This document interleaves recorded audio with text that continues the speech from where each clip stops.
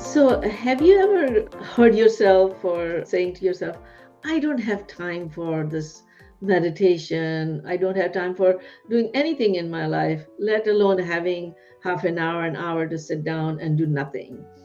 Have you ever heard yourself say that? Yeah. Yeah, our society has become so busy and we have to keep doing all the time something. The high achievers, carrying high achievers that I help most of the time, they are so busy that they keep going, go, go, go, go, go. And even if they try to sit down to have a quiet moment, they feel guilty about sitting down. And so, would you like to learn a special technique that I teach them that may help people who don't have time still calm down their thoughts and feel the quiet and joy inside them so that they could be actually more focused and more productive and perform at their best? Of course. I mean, any tool that you can have to make yourself happy and mindfully healthy, I'm in. I'm in 100%. All right. All right. So, one of the tools that I teach people is called mindful movements. And so, do you know what mindful movements, what comes to your mind when I say mindful movements? Mindful movements, something to make yourself a better person, Mm-hmm. clearer thinking, Uh-huh. defining a better life, maybe. Sure, sure. Yeah, the clear thinking would be one of the most closest one. So, word mindfulness means being aware of moment by moment, Hmm. non-judgmentally and intentionally. Okay. And so when you become aware of whatever you are doing, completely become present minded, then you are mindful Uh, of the moment. Movements is kind of moving your body. You know, you're doing exercise, you're walking, you're doing any number of activities in life. These are movements.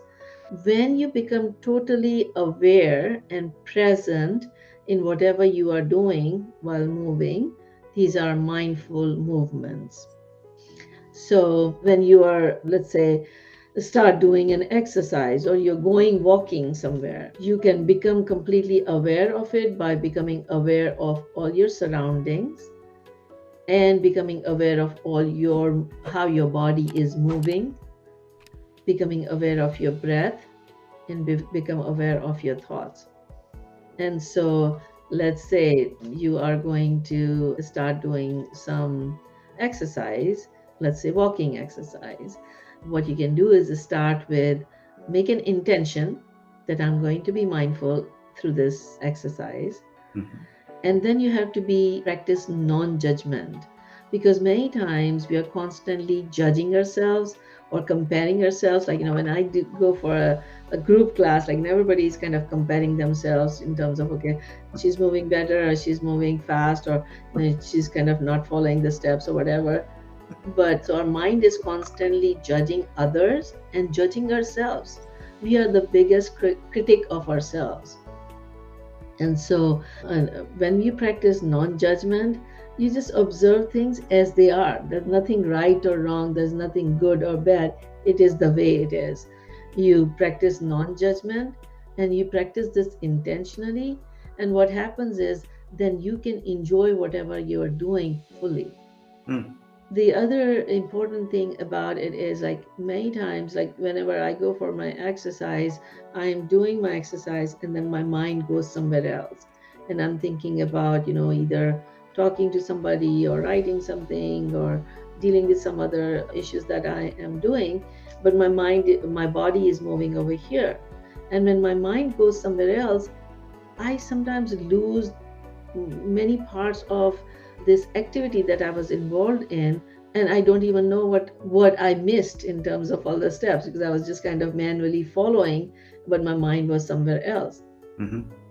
That many times can lead to overstretching, that can lead to injuries, and of course, like you know, loss of the full benefit of that exercise.